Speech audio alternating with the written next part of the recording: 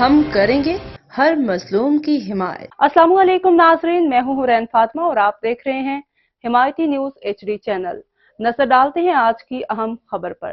شہر قائد کے مقامی باسی ایشیا کی سب سے بڑی منڈی بھینس کالونی کے مکین پانی کی بوند بوند کے لیے تڑپ اٹھے۔ ابراہیم حیدری ٹاؤن کی UC 3 کیٹل کالونی اور اس سے ملحقہ علاقہ میں پانی کا بحران شدت اختیار کر گیا۔ ملیر ابراہیم حیدری ٹاؤن کی UC 3 کیٹل کالونی، بھینس کالونی نمبر 9، 10 جمعہ حمایتی گوٹ اور ڈومکی سٹی پرانو گوٹ سمیت مختلف علاقوں میں پینے کے پانی کا بحران شدت اختیار کر گیا۔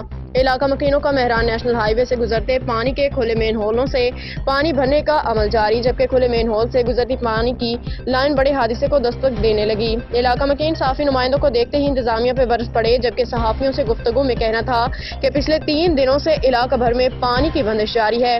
نہ کھانا بنانے کو پانی میسر ہے، نہ ہی وضو کے لیے ہی پانی میسر ہے۔ ہم بوند بوند کے لیے ترس رہے ہیں۔